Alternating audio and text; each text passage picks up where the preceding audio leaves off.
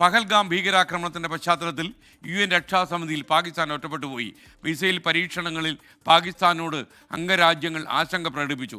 ഇന്ത്യക്കെതിരെ പാകിസ്ഥാൻ ഉന്നയിച്ച ആരോപണങ്ങൾ സുരക്ഷാ സമിതി തള്ളിക്കളഞ്ഞു. രാജ്യാന്തര തലത്തിൽ അനുകൂല നിലപാട് നേടിയെടുക്കാനുള്ള പാക് ശ്രമത്തിന് തിരിച്ചടി. 1 മണിക്കൂറിലധികം നീണ്ടുനിന്ന ചർച്ചകളിൽ സുരക്ഷാ സമിതി അംഗങ്ങൾ ഭീകരാക്രമണത്തെ അപലപിച്ചു.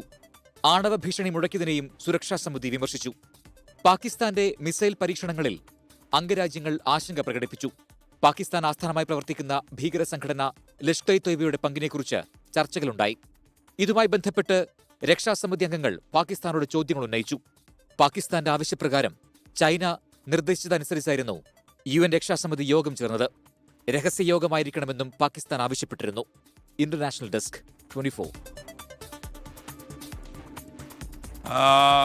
പ്രൈം ടൈം തുടരുകയാണ്. പ്രിയപ്പെട്ട പ്രേക്ഷകരെ, ഒരു അലോക് രാമചന്ദ്രൻ ചോദിക്കുന്നു, വാറിൻ്റെ അപ്ഡേറ്റ് ചോദിക്കുന്നു. വാറൊന്നും ആയിട്ടില്ല, നമ്മൾ അങ്ങനെ വിചാരിച്ചു കളയരുത്. ഒരു യുദ്ധസമാന സാഹചര്യം അതിർത്തികളിലൊക്കെ ഉണ്ട്. മാത്രമല്ല നമ്മുടെ ലൈൻ ഓഫ് ആക്ച്വൽ കൺട്രോളൊക്കെ ലംഘിച്ച് അവർ പല അക്രമങ്ങളും നടത്തുന്നു പാകിസ്ഥാൻ എന്ന രീതിയിൽ അതിർത്തിയിൽ നിന്ന് വാർത്ത വരുന്നുണ്ട്. നമ്മുടെ സൈന്യം അവരെ നന്നായി ചെറുക്കുന്നുണ്ട്. മാത്രമല്ല പാകിസ്ഥാനും ഇന്ത്യയും തമ്മിൽ വളരെ സുഖകരമല്ലാത്ത രീതിയിലുള്ളൊരു കാലാവസ്ഥ നിലനിൽക്കുന്നു എന്നുള്ളതാണ് യാഥാർത്ഥ്യം. കാരണം 26 നിരപരാധികളെ കൊലപ്പെടുത്തിയത് നമുക്ക് പെട്ടെന്നൊന്നും അങ്ങ് ക്ഷമിച്ചു കൊടുക്കാൻ കഴിയില്ല. നമ്മൾ ക്ഷമിച്ചാൽ ഇനി അവർക്ക് 48 പേരെ കൊല്ലണമെന്നുള്ള മോഹം ഉണ്ടാകും. അപ്പോൾ ചോരയ്ക്ക് ചോരയല്ല മറുപടിയെങ്കിൽ പോലും ഒരു കനത്ത തിരിച്ചടി അവർ അർഹിക്കുന്നു എന്നുള്ളതാണ് ഏറ്റവും പ്രധാനപ്പെട്ട കാര്യം. ഇനി ഇന്ത്യയെക്കുറിച്ച് ആലോചിക്കുമ്പോൾ അവർക്കൊന്ന് മുട്ടുപറയ്ക്കണം.